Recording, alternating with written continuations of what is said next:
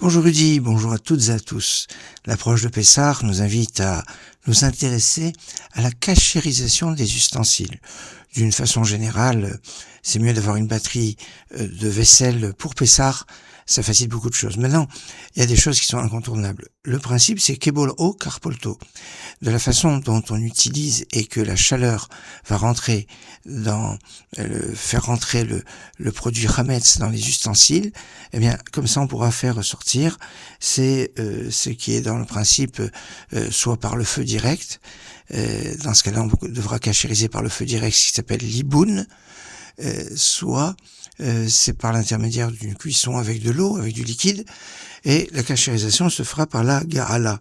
La ga'ala, c'est donc ébouillanter. Les lois de la ga'ala sont assez complexes. C'est pas juste passer sous l'eau bouillante, non, c'est beaucoup plus compliqué que ça. D'abord, une première règle fondamentale avant toute cachérisation, quelle qu'elle soit, c'est la propreté.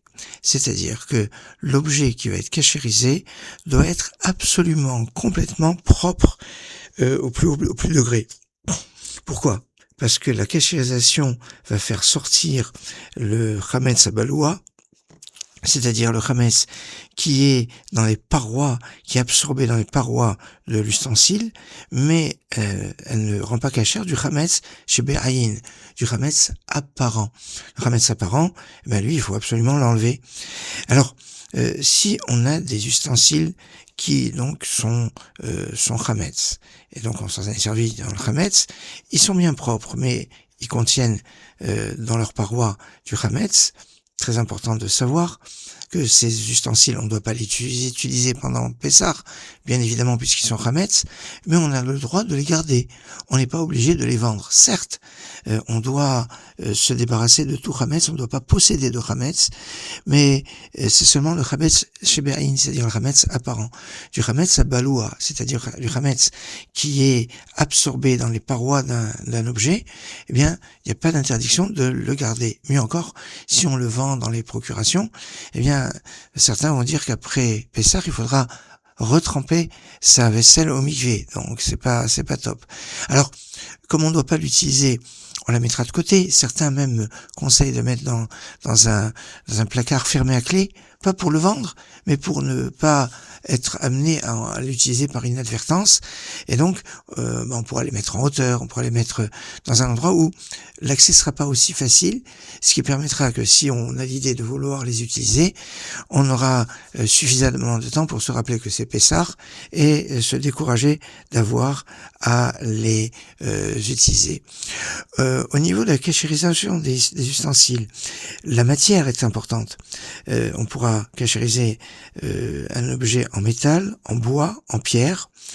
À propos du verre, on en reparlera. Il y a une grosse discussion entre la communauté ashkénaze et séfarade.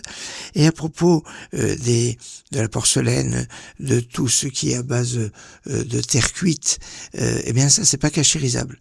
C'est pas cachérisable parce que on peut craindre de faire trop chauffer et de faire casser l'objet, donc raïs ça s'appelle, on va craindre et donc on va pas pouvoir le cachériser comme il faut, et puis on nous dit qu'il absorbe, il se dégorge du goût tout le temps, il se dégorge jamais de son goût, sauf si on le remet, on va dire dans un four pour le reformuler, mais ça c'est plus compliqué.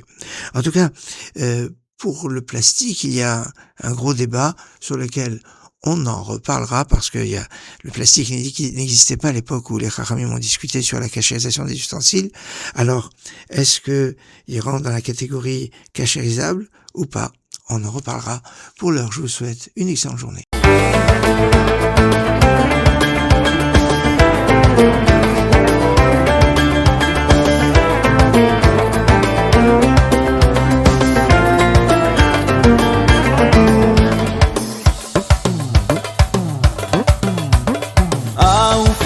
אש קונה